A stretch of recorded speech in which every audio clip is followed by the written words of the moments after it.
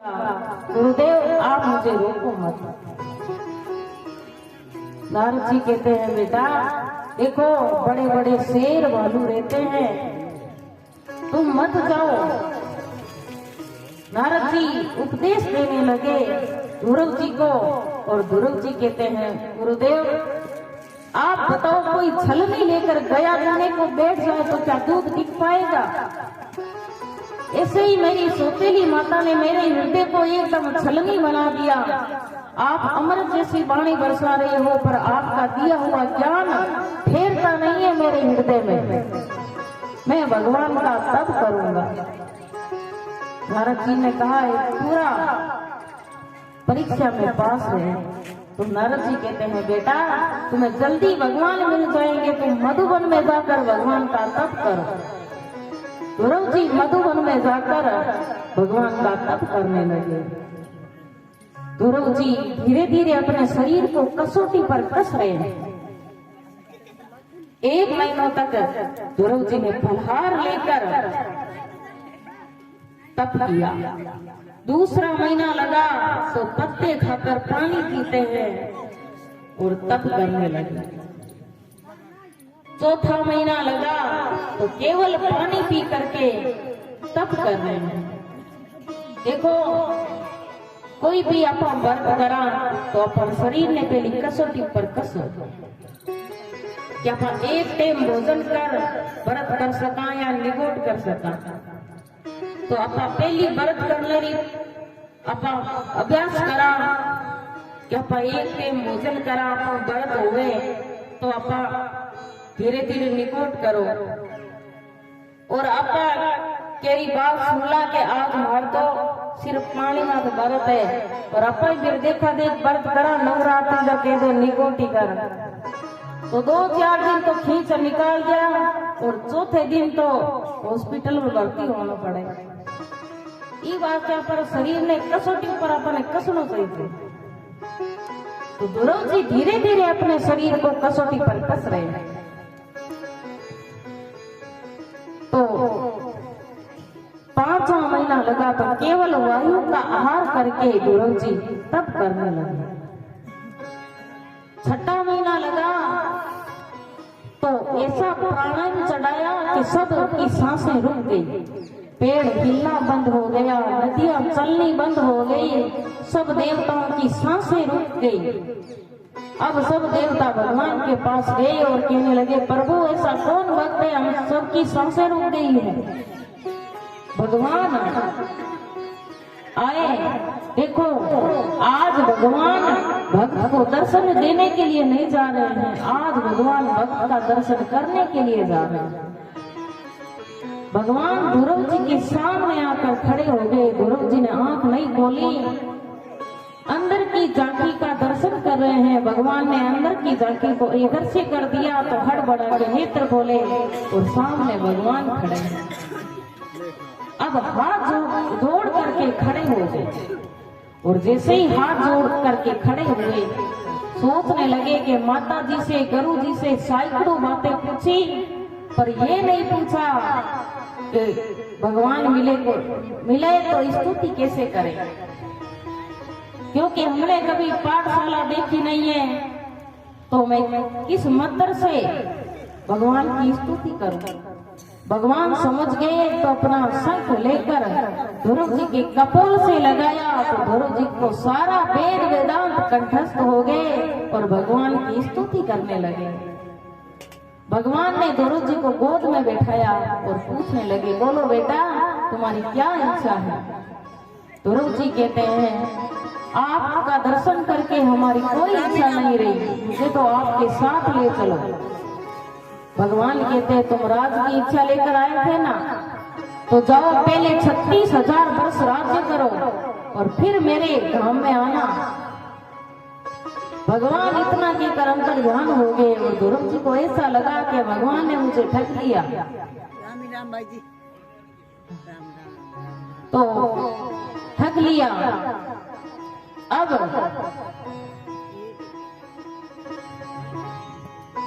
भगवान जैसे ध्रुव जी घर जाने लगे तो सब स्वागत करने के लिए आए, उत्तानपात आए और माता सौतेली भी आज ध्रुव जी का स्वागत करने के लिए आ रही है। और उत्तानपात ने ध्रुव जी को राज्य दिया, 36,000 वर्ष ध्रुव जी ने राज्य किया और ध्रुव जी के 2 विवाह हुए। इला और भरमी 2 पत्नियां थी और 2 पुत्र हुए, उत्कल और वत्सकल 2 पुत्र हुए ध्रुव जी के। एक दिन सौतेली माता का पुत्र यक्षों से झगड़ा करके यक्षों ने मार दिया और माता सौतेली ढूंढने के लिए निकली तो अग्नि में देह भस्म कर बैठी। ध्रुव जी गए तो सैकड़ों यक्षों को मार डाला। मनु महाराज ने कहा कि बेटा, तुम्हारे एक भाई के बदले में तुमने सैकड़ों यक्ष मार डाले, ये तुम्हारा काम नहीं है बेटा। तुम तो संत हो और संतों का ये काम नहीं है जिस रास्ते पर तुम चल रहे हो। ध्रुव जी अपने ऐसे मार्ग से निवृत्त होकर घर आने लगे तो भगवान के पार्षद विमान लेकर आ गए। ध्रुव, चलो समय पूरा हो गया है। और जैसे ही ध्रुव जी विमान में बैठने लगे तो मृत्यु आ गई। मृत्यु देवी कहने लगी, देखो ये मृत्यु लोग है, मुझे स्वीकार किए बिना आप नहीं जा सकते। ध्रुव जी कहते हैं इधर आओ। ध्रुव जी ने मृत्यु के माथे के ऊपर पैर रखकर विमान में जा बैठे। देखो भक्ति में इतनी शक्ति होती है कि मृत्यु को भी पैर सर झुकाना पड़ता है। और जैसे ही विमान चलने लगे तो ध्रुव जी उदास हो गए। पार्षदों ने टोक दिया, ध्रुव तुम उदास क्यों हो गए? ध्रुव जी कहते हैं मैं जल्दी जल्दी में अपनी माता जी को छोड़ आया। मेरी माता ने मुझे यहाँ तक पहुंचाया है और मेरी माता जी को मैं धरातल पर छोड़ आया। भगवान के पार्षद कहते हैं, ध्रुव तुम्हारे जैसा भागवत जन्म लेता है, इसकी माता जी कैसे पीछे रह सकती है? देखो आगे आगे विमान किसका जा रहा है? तो आगे आगे विमान माता जी का जा रहा था। ध्रुव जी मन में खुश होकर विमान में बैठ गए। और देखो भगवान के भक्त ऐसे होते हैं कि अपने कुल को भी तार देते हैं। बोलो राधे राधे। तो ध्रुव जी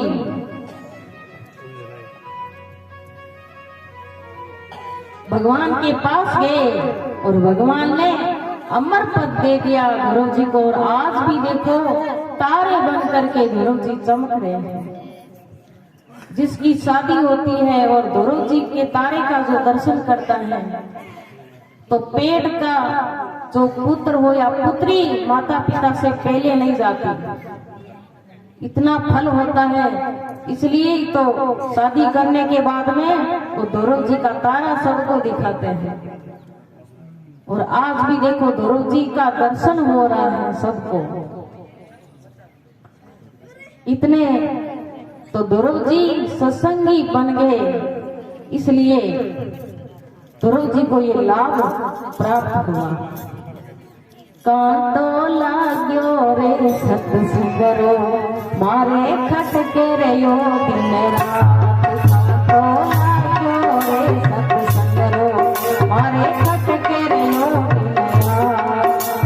खटके रे यो दिन रात मारे खटके रे यो दिन रात। कांटो लाग्यो रे सतसुंदरो मारे खटके रे यो दिन रात।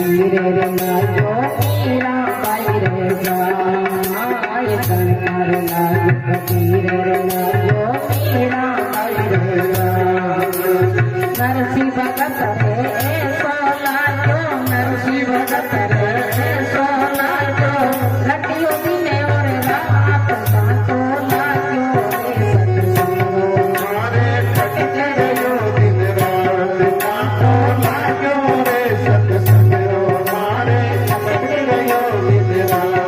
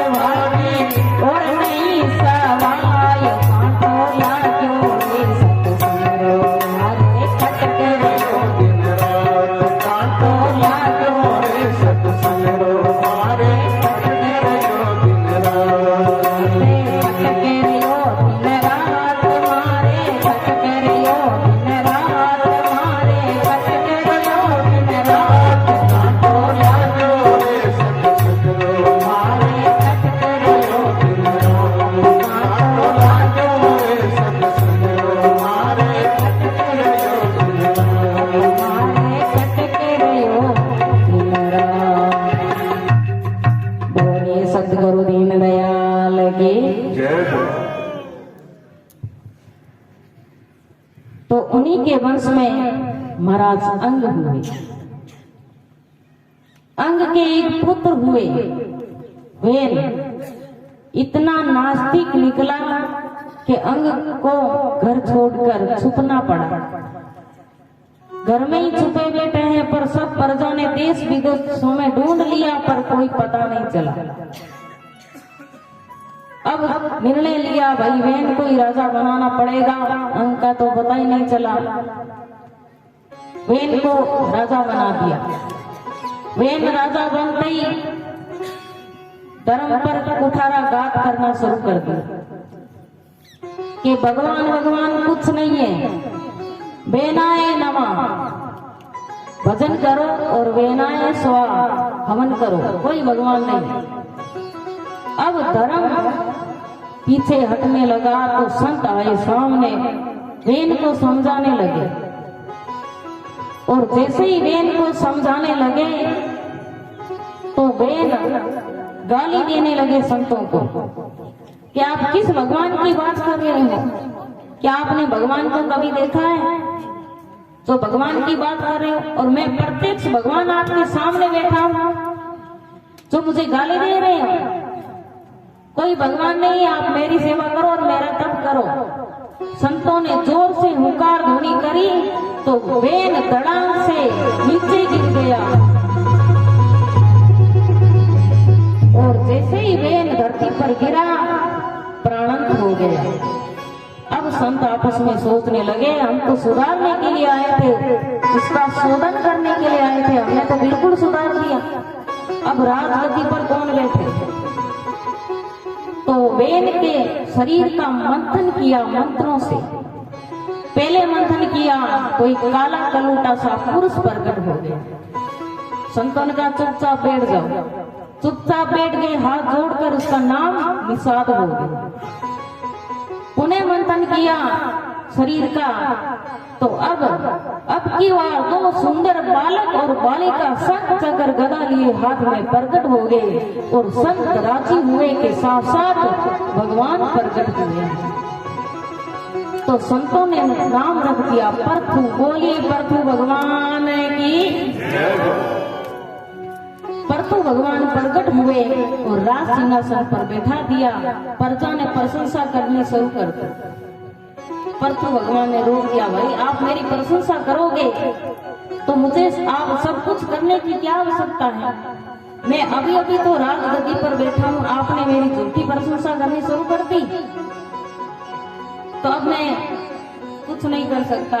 तो सब प्रजा ने कहा, देखो महाराज आपने कह दिया है तो हम आपसे निवेदन करते हैं कि हम सब भूखों मर रहे हैं। परथु भगवान ने कहा, भाई कुछ करते क्यों नहीं।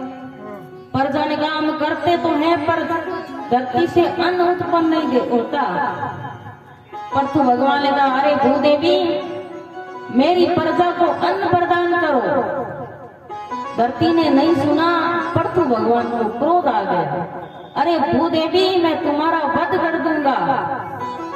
धरती माता कांप गई और गाय के रूप में परथु भगवान के सामने प्रकट हो गई और परथु भगवान से कहने लगी, हे गोविंद